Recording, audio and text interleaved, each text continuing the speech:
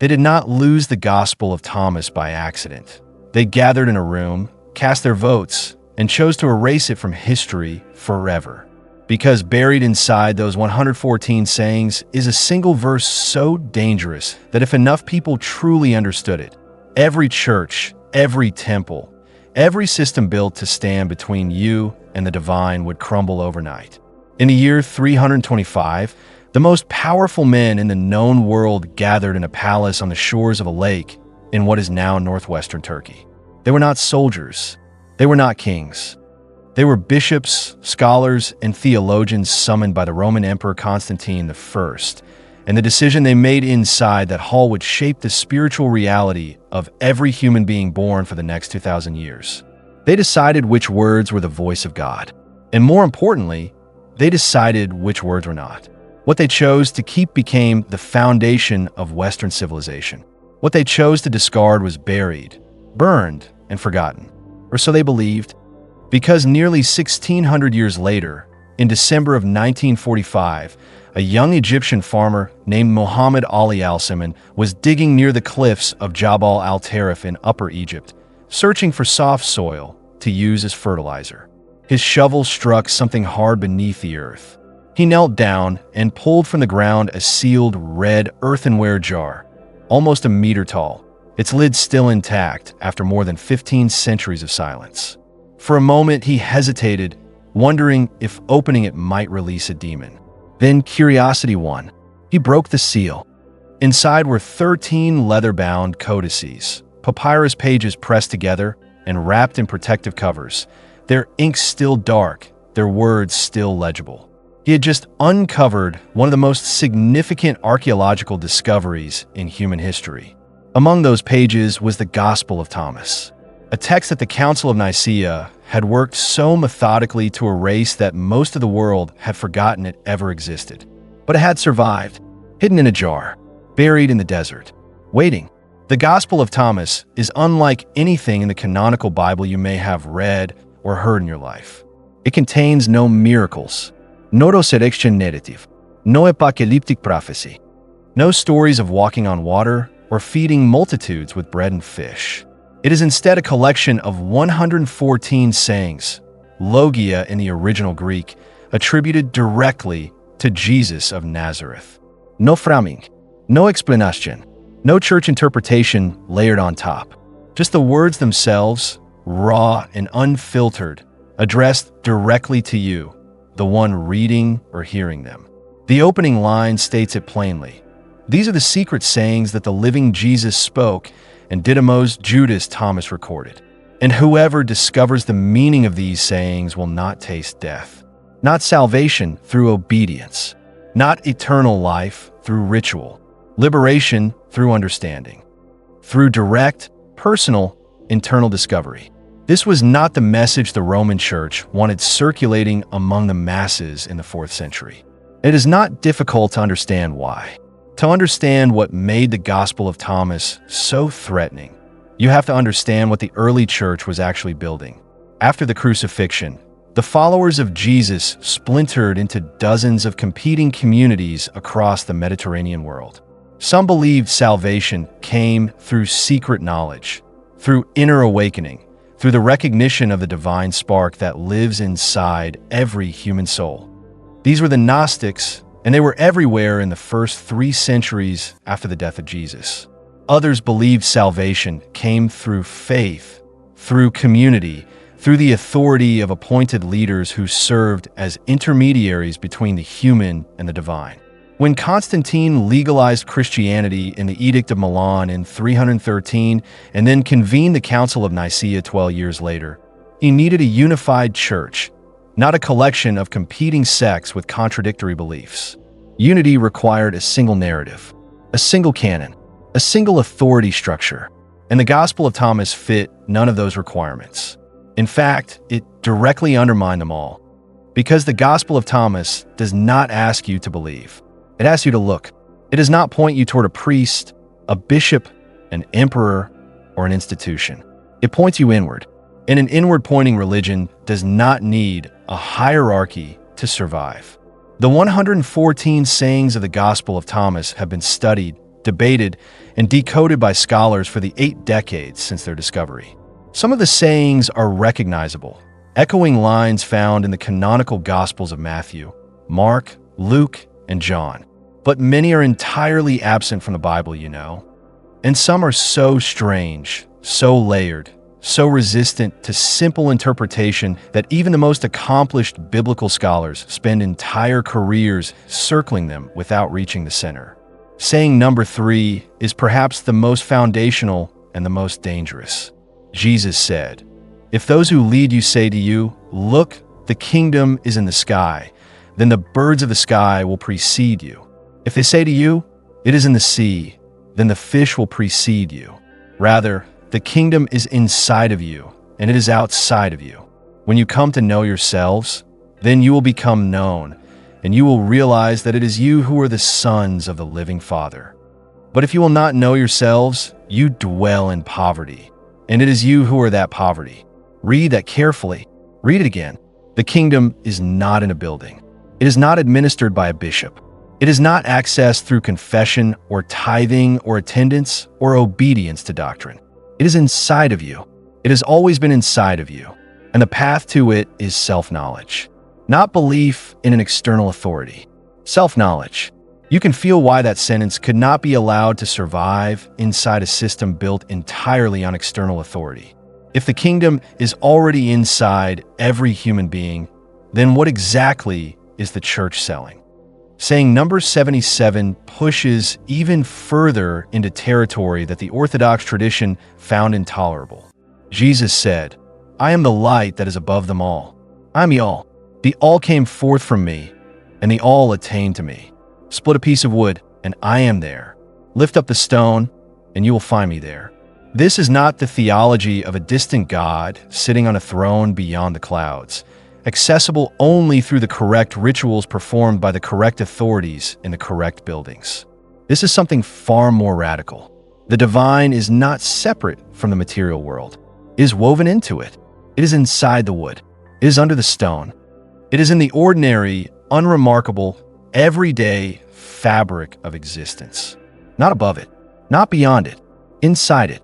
And if the divine is inside the wood and under the stone, then it is certainly inside you. Always, without condition, without intermediary, without the need for any institution to grant you access to it. This is the theological earthquake that the Council of Nicaea could not allow to spread. Because if every human being carries the divine within them, if the sacred is accessible directly through self-knowledge and inner awareness, then the entire architecture of institutional religion becomes not just unnecessary, but actively obstructive. The bishops, the sacraments, the indulgences, the hierarchies, the cathedrals built at the cost of generations of human labor and suffering. All of it becomes an elaborate mechanism designed not to connect you to God, but to stand between you and a connection you already have and have always had. The men in that room in Nicaea understood this perfectly. They did not misread the Gospel of Thomas. They read it exactly correctly, and that is precisely why they voted to erase it. But the erasure was never complete, because truth, real truth, the kind that is not invented by committees but discovered in the silence between thoughts, has a way of surviving every attempt to bury it.